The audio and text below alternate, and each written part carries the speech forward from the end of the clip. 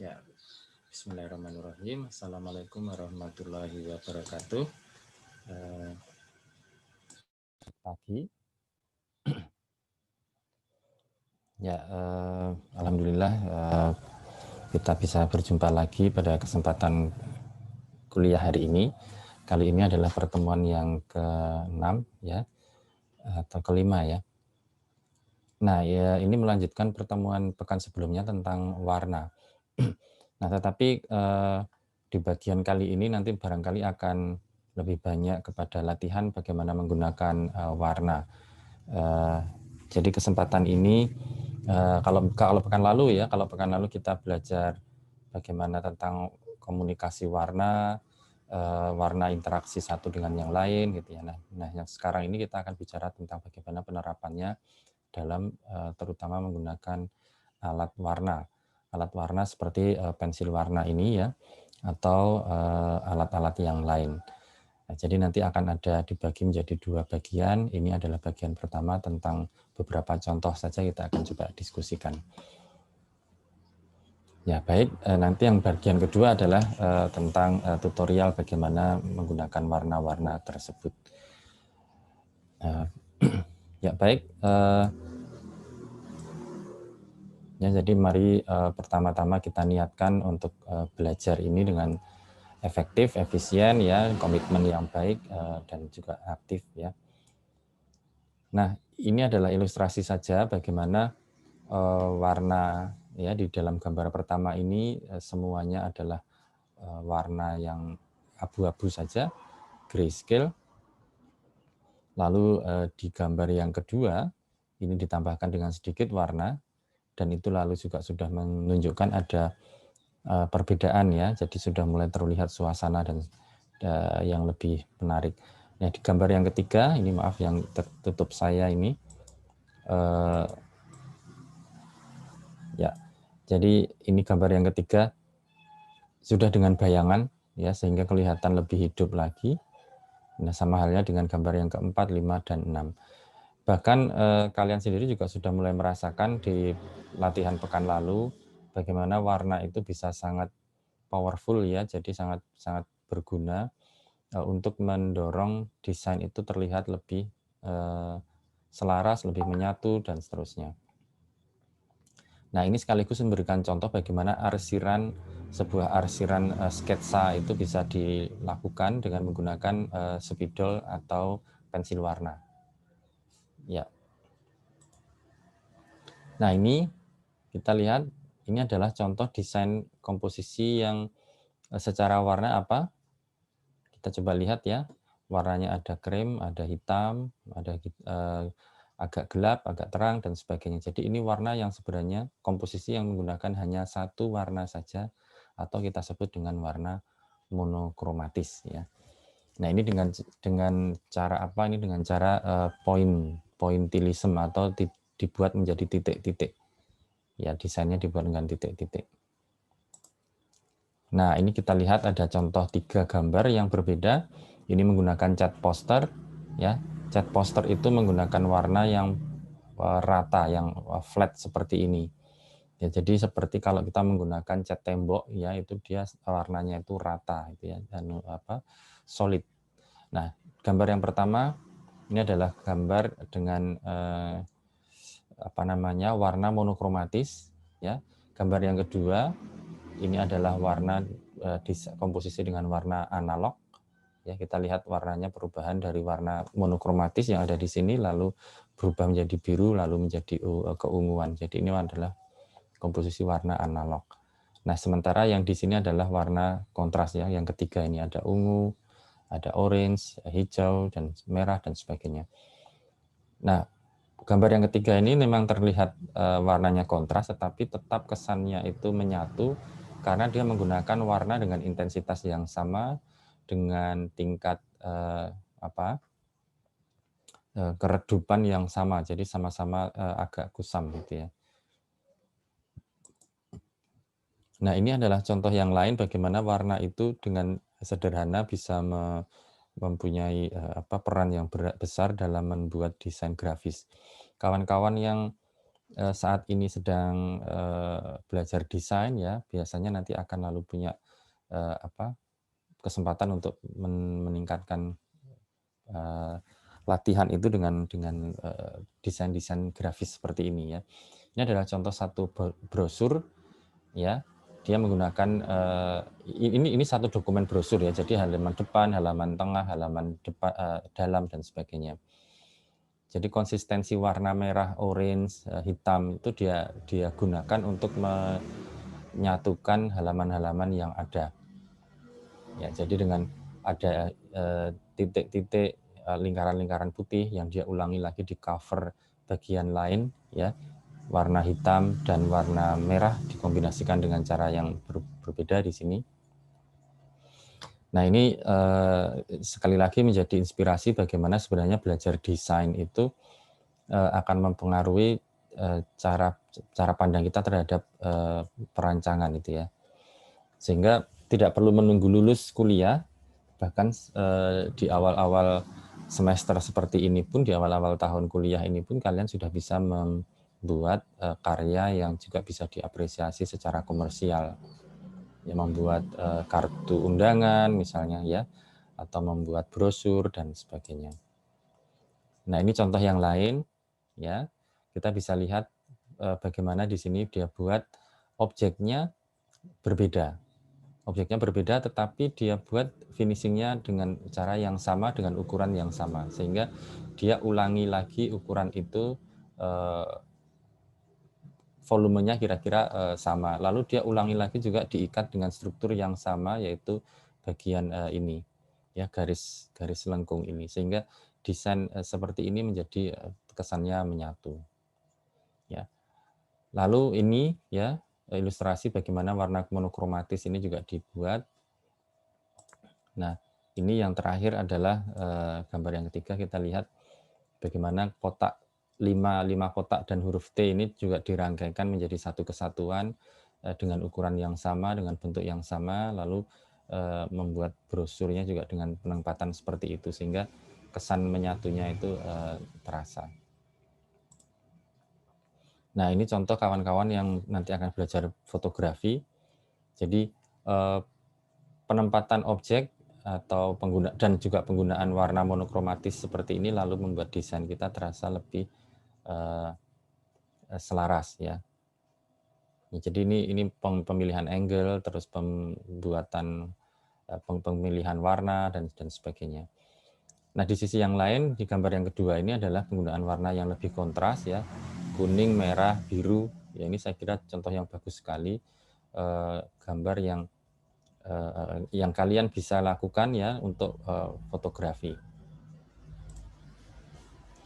Nah, yang kedua, bagian ini akan bicara tentang bagaimana menggunakan warna. Ini adalah alat warna yang mungkin kalian sering gunakan ya, pensil warna. Nah, pensil warna itu yang akan menjadi ciri salah satunya adalah bagaimana arsir itu terlihat. Ya, jadi keresahan arsir seperti ini yang terlihat itu sebenarnya boleh ya. Lalu yang kedua adalah cara penyampuran warna. Jadi kalian boleh atau kita itu boleh sebenarnya menggunakan warna yang dicampur seperti ini. Ini kita lihat ada warna hijau dengan orange di sini, lalu bagaimana warna itu dicampur ya menghasilkan warna-warna dengan nuansa yang berbeda. Biru dengan merah juga demikian dicampur menjadi warna-warna yang berbeda, dan ini menghasilkan warna-warna yang memang di dalam palet atau di dalam pilihan warna pensil warna itu tidak muncul. Jadi boleh seperti ini, dan justru dengan demikian kita akan bisa mendapatkan warna-warna yang sesuai yang kita inginkan. Contoh seperti misalnya baju saya ini warnanya hitam kebiruan, itu ya kita barangkali lalu harus campur warna hitam dengan warna biru sehingga kesan natural warna itu nanti akan lebih terasa. Nah, sama halnya dengan spidol ya. Spidol mungkin kalau kita punya kesempatan membeli spidol dengan 24 atau 36 warna ya baik ya, satu warna saja selesai. Tetapi kalau tidak, kita sebenarnya boleh juga mencampur warna itu dengan beberapa yang lain ya, sehingga nanti kesan warna itu akan muncul campuran itu. Dan dalam konteks sketsa itu sebenarnya juga boleh arsiran itu seperti ini. Tetapi nanti untuk gambar-gambar yang lain, barangkali nanti perlu desain dengan cara warna yang lebih rapi. Ini tentu saja hanya contoh saja. Ya. Nah, yang berikutnya ada cat air. Ya, cat air itu karakternya adalah transparan, encer. Ya, warnanya memang terkesan muda, dan supaya warna itu dari warna gelap ke warna yang terang itu untuk mencapainya adalah dengan ditambah air. Nah, nanti kita coba lihat di tutorial atau di video yang lain ya, contoh-contohnya. Nah, terus juga ada cat poster ya. Cat poster itu dia lebih kental, lebih solid. Nah, bagaimana untuk mendapatkan warna yang muda adalah dengan cara ditambahkan warna putih. Nah, ini adalah contoh ya, contoh yang lalu kita bisa lihat bagaimana komposisi warna itu dibuat ya. Nah, ini adalah contoh yang lain dengan warna pancaran ya, pancaran dengan menggunakan spidol ya. Dia buat seperti ini. Ya, jadi menggunakan warna kontras simultan ya dengan menggunakan spidol. Nah, ini dia menggunakan cat poster tetapi belum terlalu rapi ya. Ini juga kombinasi antara warna merah dan biru dan campuran antara merah dan biru dan kehitaman ya. Nah, ini kita bisa lihat ada bagian yang kosong di atas, lalu bagian yang rapat di bawah, lalu ada bagian yang tersebar di antaranya. Nah, ini adalah contoh dengan cat poster juga ya. Ini juga contoh yang barangkali belum terlalu rapi, menggunakan warna yang satu saja, warna monokromatis. Nah, ini contoh yang menggunakan warna analog dengan spidol. Nah, ini kita bisa lihat bagaimana dia menggunakan arsir itu secara sangat tertib dengan menggunakan bantuan penggaris ya. Kita bisa lihat bedanya dengan bagian yang di bawah ini yang agak tidak rata gitu ya. Nah, spidol memang demikian. Kalau kita tumpukkan nanti warnanya akan ada warna yang interseksi ini, yang bagian yang bercampur.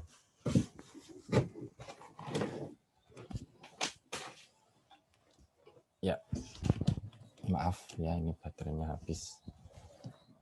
Oke. Nah, contoh berikutnya ini juga dengan spidol ya, dia sama tadi arsirannya digunakan dengan sangat rapi dengan bantuan penggaris. Ya, ini warna yang kontras ya, kontras simultan. Nah, ini warna dengan menggunakan spidol juga kalau tidak salah ya, atau cat air atau cat poster ini ya, dengan hanya satu bentuk saja, lingkaran, tetapi dengan ukuran yang berbeda-beda. Nah, ini untuk latihan pekan ini ya, kita nanti akan bersama-sama teman-teman mahasiswa diminta untuk membuat secara individu gambar ilustrasi desain komposisi dengan warna. Dengan ketentuan seperti ini, kita perlu mencari atau boleh saja kalau ada referensi yang gagasan ide itu silahkan nanti disampaikan, dimunculkan juga. Kita bisa melihat, coba bayangkan mengambil inspirasi dari motif baju ya, atau mengambil dari pemandangan, atau dari gambar poster yang ada, atau dari gambar yang lain-lain dan sebagainya, atau gambar pola lantai dan sebagainya. Nah, silahkan difoto atau dari sumber yang lain, lalu nanti dimunculkan di sana. Lalu lakukan modifikasi secara signifikan ya. Jadi jangan hanya begitu saja dicontoh, tapi lakukan modifikasi yang signifikan, yang cukup banyak. Nah, kalau sudah nanti silahkan dibuat rancangan komposisi warnanya. Atur apakah mau dengan tema yang selaras atau yang kontras, pilih salah satu ya. Jelaskan di sana apa maksudnya ya. Nah, lalu gunakan prinsip desain yang juga sudah dipelajari antara unity, dinamis, kombinasi dan sebagainya, dan juga tentu saja warna. Format kertasnya saya pikir 20x20 ya, agak lebih kecil. Mengapa? Nanti karena akan ditempelkan di kertas A4 bersama dengan gambar referensi dan penjelasan-penjelasannya. Ya. komposisi warna, metodenya juga silahkan disebutkan, nanti silahkan dikumpulkan di Open Learning, dan jangan lupa kita coba kumpulkan di hari Sabtu tanggal 24 Oktober ya, malam gitu ya, jadi pukul 21.00. Nah, jadi saya ulangi lagi. Jadi ini adalah contoh yang tadi saya sebutkan. Jadi gambarnya 20 kali 20 cm saja. Nah, lalu kita tempelkan di atas kertas A4 seperti ini. Nah, silahkan namanya nanti ditempelkan di situ.